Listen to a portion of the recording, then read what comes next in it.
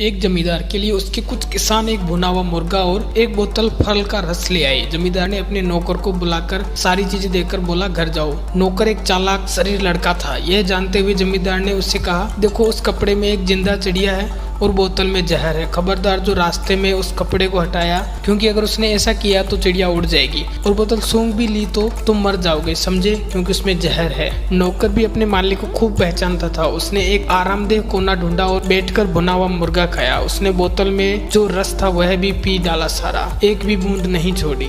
उधर जमींदार भोजन के समय घर पहुंचा और पत्नी से भोजन परोसने को कहा। उसकी पत्नी ने कहा, जरा देर ठहरो, खाना अभी तैयार नहीं हुआ। जमींदार ने कहा, मैंने जो मुर्गा और उस रस की बोतल नौकर के हाथ में दी थी वही दे दो, वही काफी है। उसके गुस्से की सीमा न रही जब उसकी पत्नी ने बताया कि नौकर तो सुबह से घर लौटा ही नहीं है। बिना कुछ बोले गुस्से से भरा जमींदार अपने काम की जगह वापस गया तो देखा नौकर तान कर सो रहा है। उसने उसे लात मारकर जगाया और किसान की द्वारा दी गई भेंट के बारे में पूछा। लड़के ने कहा, मालिक मैं घर जा रहा था तो इतने जोर की हवा आई कि मुर्गे के ऊपर का ढका कपड़ा उड़ गया और आपने कहा था वह भी उड़ गया। मुझको बहुत डर लगा कि आप सजा दोगे, तो मैंने बचने के लिए बोतल में जो जहर था वह पी लिया और अब तक लेटा लेटा मौत के आने का इंतजार कर रहा था।